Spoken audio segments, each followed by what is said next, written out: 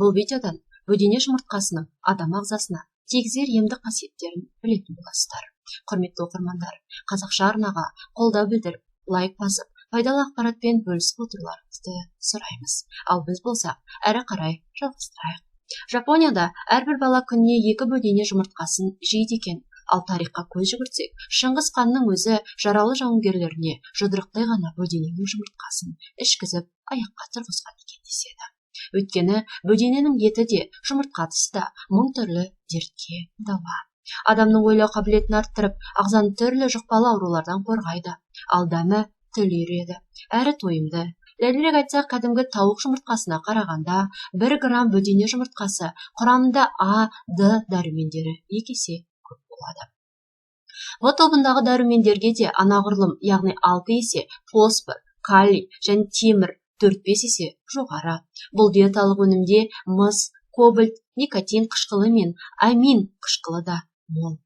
Тағы бір дәлелдегені, бөдене жұмыртқасы тауықтар етіне қарағанда микробтардан таза келеді. Бұл ғалымдарды әлі күнге дейін қайран қалдыруда. Өнімнің ең басты ерекшелігі өз қасиетін жоймай, ұзақ сақталуында. Бөлме температурасы жағдайында айға жуық, ал тоңазытқышта 60 тәулікке дейін сақтауға болады екен. Бөдене жұмыртқасының емдік қасиеттеріне жеке-жеке тоқталайық. Мамандар бөдене жұмыртқасын әсіресе балаларға, қарттарға, аяғы ауыр және емізулі балаларға жиі тұтынуға кеңес береді. Себебі бұл өнімнің адам иммунитетін көтеріп сергітетін қуаты. Нақтыласақ, бөдене жұмыртқасы мынадай ауруларға таптырмас ем. Бас ауруына, демікпе мен туберкулезге, қан қысымының көтеріліп және түсіп кетуін реттейді. Бүйрек, өкпе, асқазан, ішек ауруларын, асқазан жарасын жазады. Фосфор, калий, темірдің әсерін, есте сақтау қабілетін жақсартады. Анемияға, сәуле ауруларына, бөртпе мен тезден құтқарады. Салқын тию мен тұмауға, бұлшық ет пен сүйектерді қатайтады. Баланың есте сақтау қабілетін арттырады. Диета кезінде арықтауға, ағзаның қалыпты жұмыс істеуіне көмектеседі. Радионуклеинді тұздар мен ауыр металдар ағзадан тазартады. Адамдарды жасартатын қасиетке де ие. Бөдене жұмыртқасының құрамына кіретін тирозин амин қышқылы косметика саласында ең қымбат таптырмас өнім болып саналады. Сондықтан жұмыртқаның аршылған қабығын тастамай, жуып, газ немесе әсел пешіне сәл кептіріп, кофе ұнтақтауыштан өткізуге болатындығын қолданғандар айтып жүр. Олар дайындалған ұнтақты ірімшік, айран, тамаққа болмаса суға 1 шай қасықты қосып ішуге кеңес береді. Өйткені оның құрамында 90% кальций мен 27 микроэлементтер бар деседі. Ал зерттеулерге сүйенсек, дәріханаларда сатылатын кальцийлерге қарағанда бөдене жұмыртқасы қабығындағы кальций адам ағзасына өте сіңімді әрі пайдалы. Бұдан басқа, ол ағзаға аса қажет мұз, фтор, күкірт, кремний, мырышқа бай. Сондықтан ұсақталған жұмыртқа қабығын балалар мен жүкті келіншектерге ұсынған абзал. Ағзадағы кальцийді молайтып, сүйектердің қатаюына игі ықпалын тигізеді. Тістердің маржандай тізіліп бүлінбеуіне де әсері мол. Ал жұмыртқа құрамындағы лецин заты қандағы холестеринді төмендетеді. Егер тәулігіне бөдененің 4-5 жұмыртқасын тұрақты тұтынса, ер адамның беліндегі қуаты артады. Бірақ та жүрек дертінің атеросклероз түрімен ауыратындар мен оның алдын алушылар бөдене жұмыртқасын аз мөлшерде қолданған абзал. Жапондардан үлгі алатын болсақ, экологиясы нашар аймақтың тұрғындары үшін бөдененің жұмыртқасы өте пайдалы екен. Чернобыль апатынан кейін ғалымдар апат аймағында радиациядан жапа шеккен балаларды бір орталыққа жинап, тәжірибе жүргізіп көріпті. Bir топтың балаларына 1 ай бойына бөдене жұмыртқасын шикілі ішкізе, екінші топтағы балаларға жұмыртқа бермейді.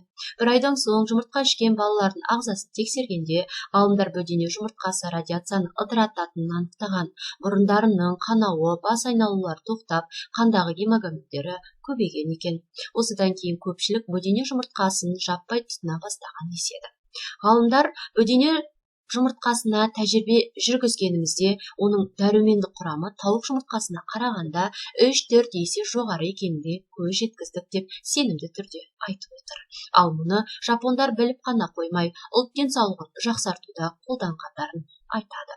Тіпті мектеп жасындағы балаларға күніне 2 бөдене жұмыртқасын тегін таратып береді екен. Кезінде ақш Жапония атом бомбасын тастап үлкен экологиялық апатқа ұшырағаннан кейін жапондықтар бөдененің адам бойындағы радиацияны ыдырататынын біліп, міндетті тамақ рационына енгізген. Сол кезде әрбір жапон баласы таңертең міндетті түрде бөдене жұмыртқасын шикідей ішетін болған. Осының арқасында жапон халқы денсаулығын түзеп, ойлау қабытын дамытты. Бүгінде жоғары деңгейде дамыған мемлекеттердің көшін бастап келеді. Бөдене жапон халқын құтқарып қалды десек те болады, дейді ғалымдар өздерінің пікір білдіретін сұхбаттарында.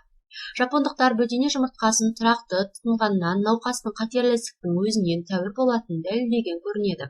Қазіргі уақытта Жапония бөдене шаруашылығынан жақсы дамытып отыр. Бұл жерде жылына 19 миллиардқа жуық бөдене жұмыртқасы өндіріледі. Керек десеңіз, бөденені зерттейтін орталықтар, институттар құрылған.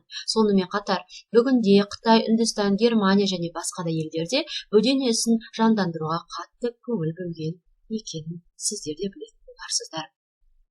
Бөдене жұмыртқасын шикілей қайнатылған, қуырылған, пешке сусыз пісірген күйінде пайдалануға болады. Оны түрлі салатқа қоссаңыз да өз еркіңіз, ботқаға, картоп еспесіне немесе сорпаға да қосуға болады. Ең дұрысы, бәрінен пайдалысы шикі күйінде ішу.